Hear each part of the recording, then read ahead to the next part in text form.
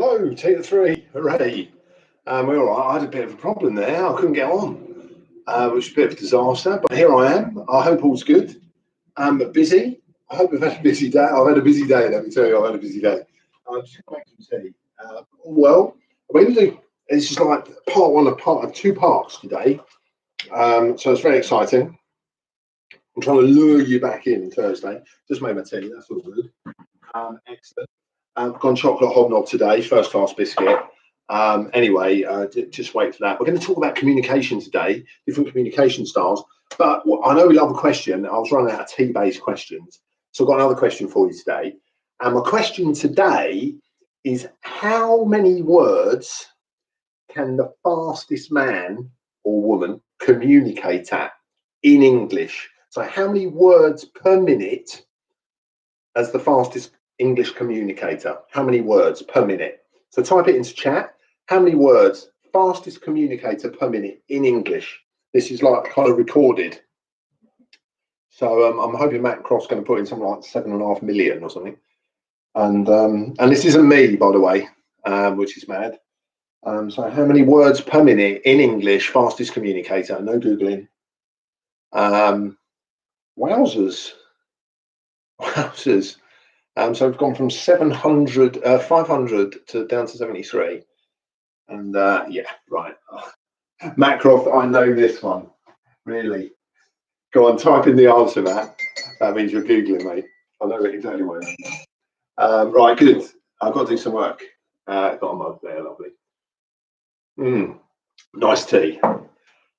So what we're going to do, we're going to talk about communication styles. Good guess, Rachel, 120 is correct. But what we're going to talk about today, different communication styles, and I put like on my Facebook about, do you ever communicate with somebody and they don't kind of get it? They're like different from you. So you will have all seen different things, I'm sure. And Crofty's proved how bad he is. Different ways that people can communicate. And we've seen things like Myers-Briggs, all of those things, insights, FireOB, everything, 16PF, and they're all great. I have no problems with any of them. But what I want to try and do is just keep it nice and simple. So today, what I'm going to do is kind of talk about some different ways that people communicate, and hopefully you maybe recognize yourself or maybe recognize some other people.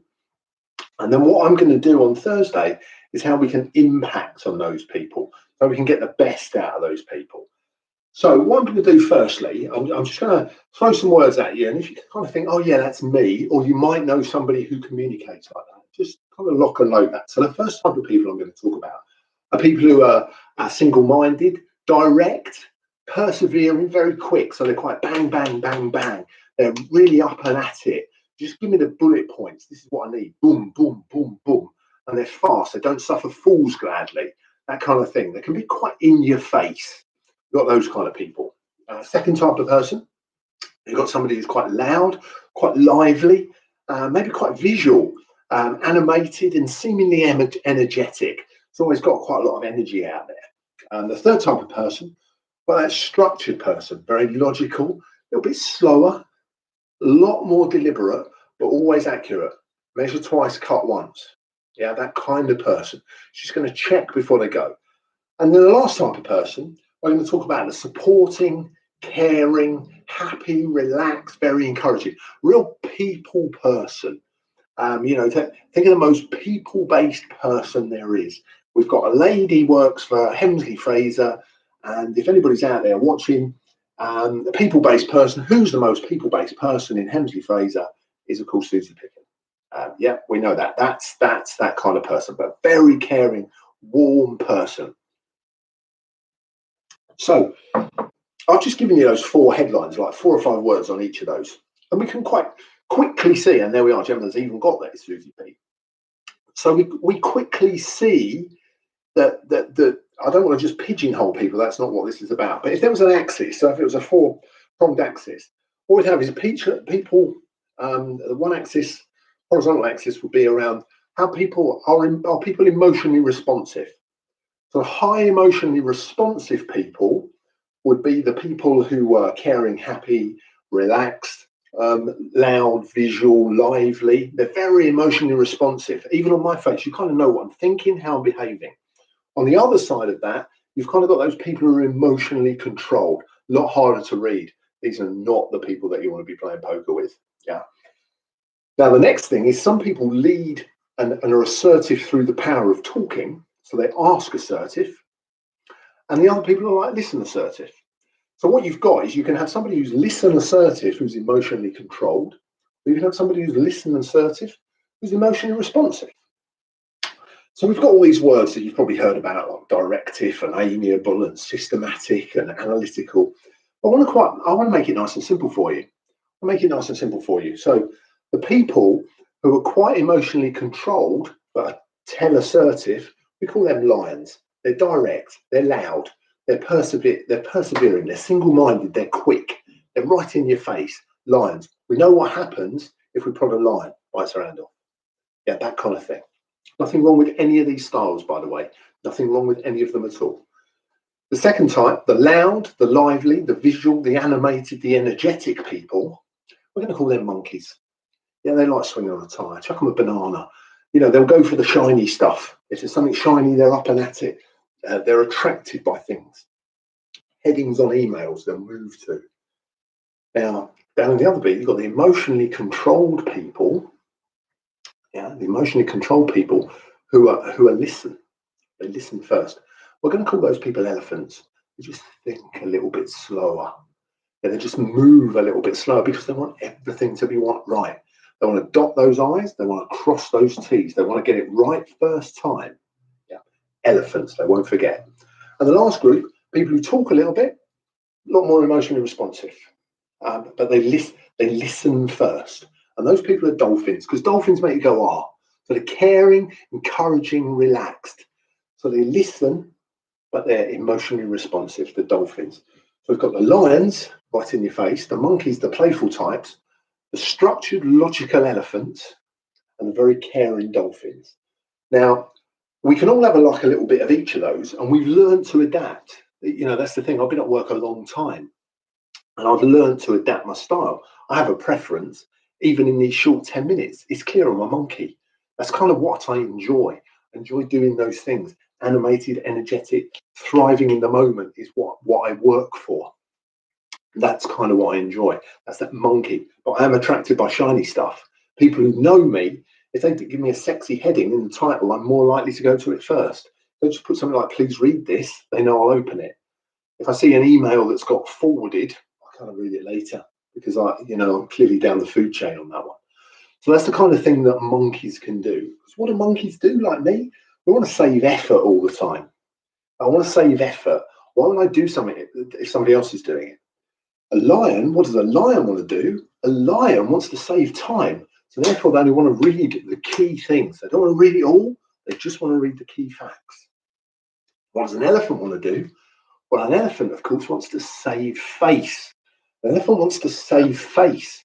So that's why they measure twice, cut once, because they don't want to get it wrong. And the dear old dolphin, what does the dolphin want to do? They want to save relationships. They don't want to upset people. Now, all of these animals, therefore, can have downsides. The lion can be seen and perceived to be quite aggressive because they're quite dominant. They want to get their own way. The monkey can sometimes be seen as overly playful and not care enough, be too flippant, too laid back. The elephant can be seen as perhaps a little bit rigid, inflexible, too process driven.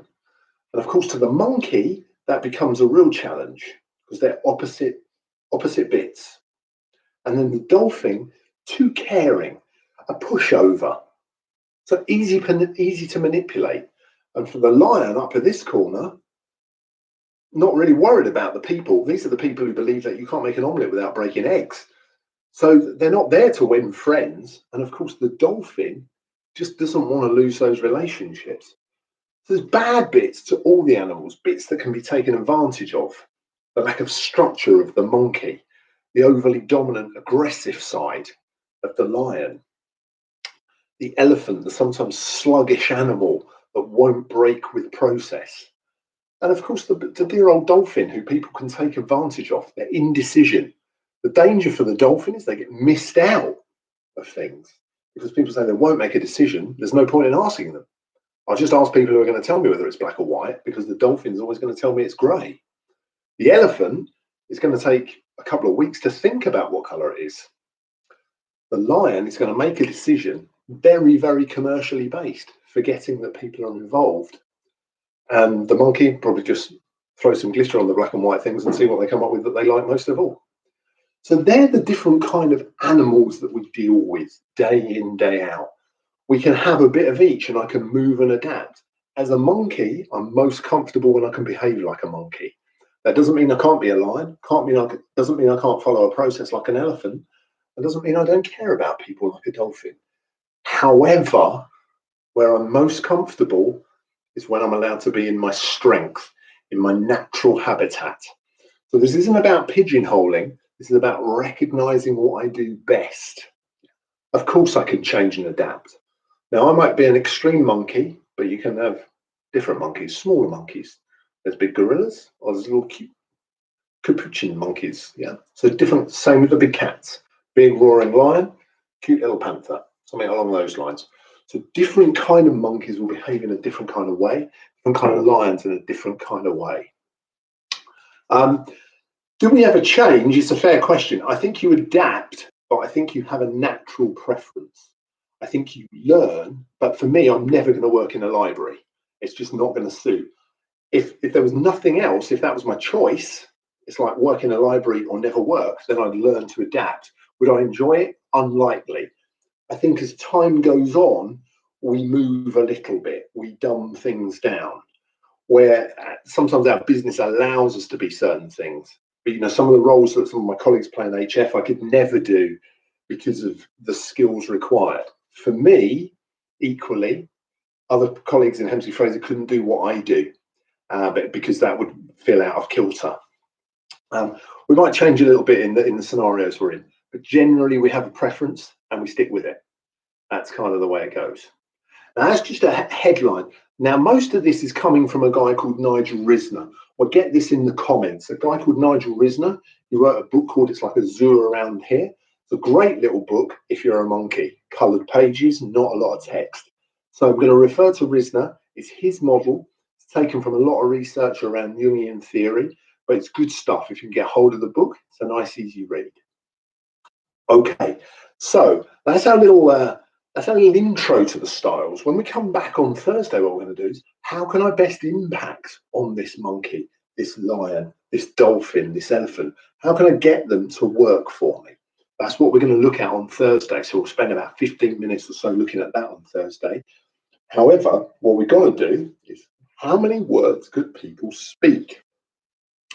Now, it's amazing that the record in English is in fact per minute 637. That's the most words per minute recorded. There we go, 637. So Gemma Harvey, very good, 500. Thank you so much for your time today. Enjoy your tea. It's coming up to 3:15. Have a great day. Stay safe. And I look forward to seeing you on Thursday where we can find out how we can win these people over. Thanks very much.